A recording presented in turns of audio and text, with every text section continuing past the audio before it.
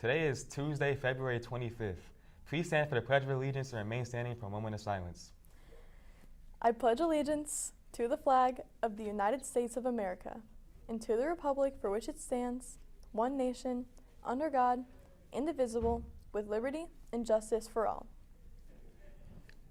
You may now be seated. In national news today, an upside-down American flag was hung in Yosemite National Park over the weekend.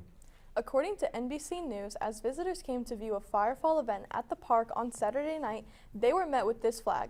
Protesters at the event said they put it there to symbolize their feelings with President Trump's administration cuts of National Park Service employees. The flag was placed at the top of the 3,000-foot rock, the El Capitan summit. The Trump administration cut around 1,000 jobs at the National Park Service earlier this month in order to manage budget priorities. National Park employees say fewer workers will lead to longer lines. We will keep you updated as the story progresses. Keeping up with national news, Starbucks is removing 13 of their least popular drinks in order to operate more efficiently, increase accountability, reduce complexity, and drive better interrogation, as said by the Starbucks CEO. Starting March 4th, these less popular beverages, including several Frappuccino blended beverages, will be removed from the menu. With some beverages being removed, Starbucks also has plans to bring back lavender beverages while also introducing a new iced cherry chai and more in the spring. With these beverages being removed permanently, it marks a new era for the company.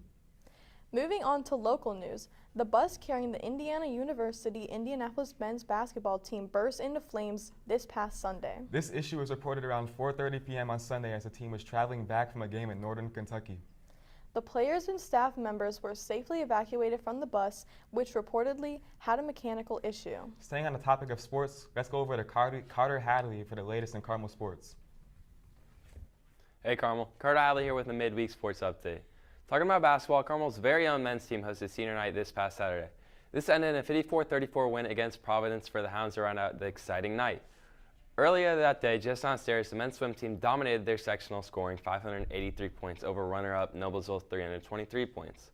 Carmel won every single swimming event, while the diving duo of Henry Summers and Ulrich Mansberger placed second and fourth, booking their tickets to regionals, which starts tonight at Fisher's. The state prelims will begin Friday night at 6 p.m. at the IU Indianapolis Natatorium, followed by finals Saturday at 1. To round out the weekend, Carmel star wrestler Michael Major took home second place at state, wrestling in the 165-pound weight class. Michael was the sole Carmel wrestler to qualify for state. In other Carmel news, the Mr. Carmel pageant is getting closer and closer. Mr. Carmel is an event to raise awareness and promote inclusion through a pageant featuring 10 senior students and their escorts, who are all members of our Champions Together committee and/or Unified Sports. Proceeds of the event benefit Special Olympics Indiana and Carmel High School Champions Together. It will be hosted in the auditorium on March 14th at 7 p.m. Scan the QR code up on your screen if interested in tickets. That's all I've got for now. Let's head back to Elon and Ashlyn.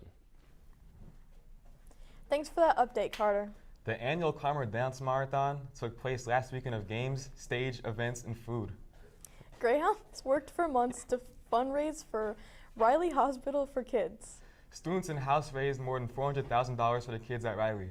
We also wanted to update you on WHJE's Riley-thon. A weekend full of special shows and interviews led to an amazing $19,000. Congratulations to all the students who worked so hard on the annual event.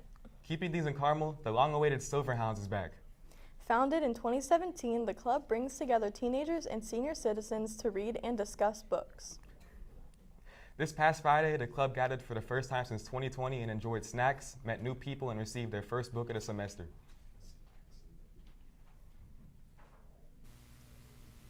Did you know that Apple is set to release their new iPhone 16e on February 28th? I sat down with Tech Hounds and esports member JJ Sablehouse to learn about this new tech.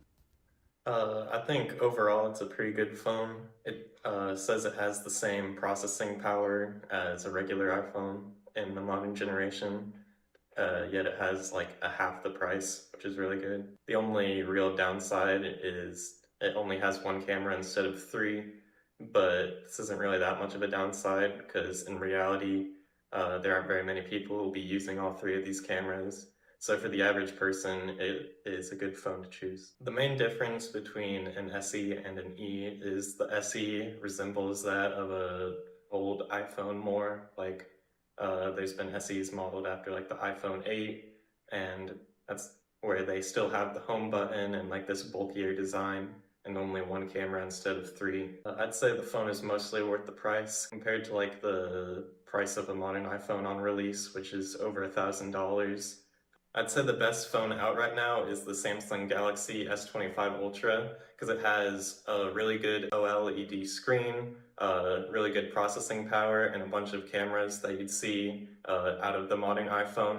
Keep an eye out for the iPhone 16e on shelves this Friday, February 28th.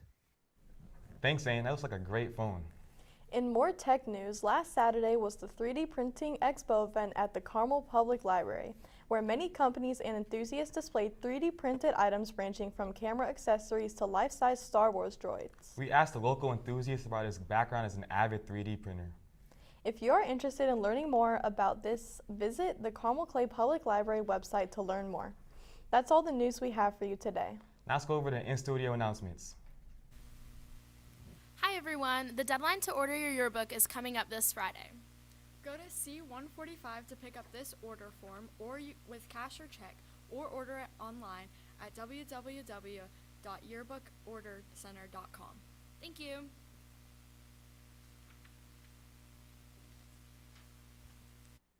The wise words of Dr. Umar.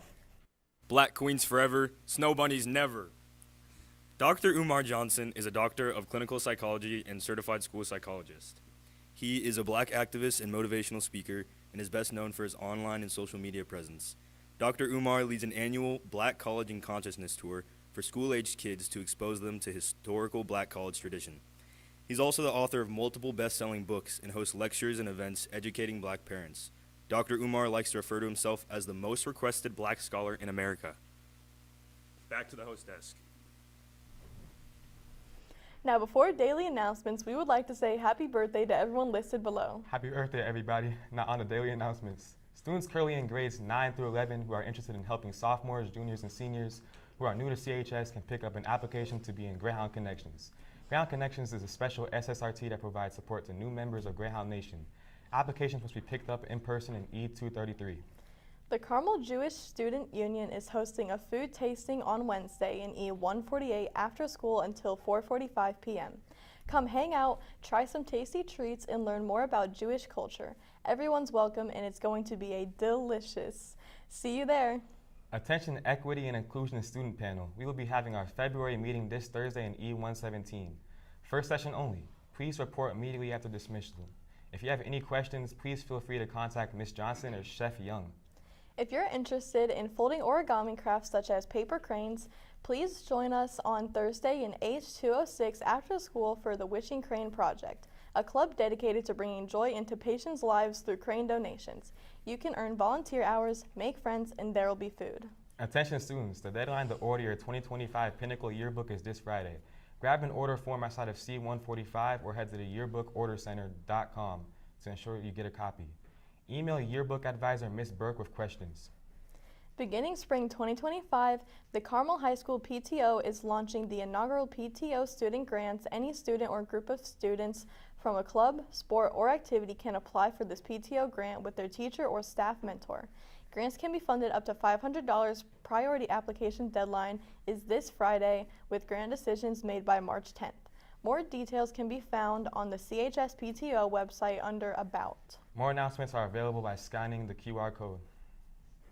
Well, that's all we have for you, Greyhounds. Remember to subscribe to our YouTube channel at CHTV Carmel Television and follow our Instagram at Carmel TV so you can stay updated with all the latest news.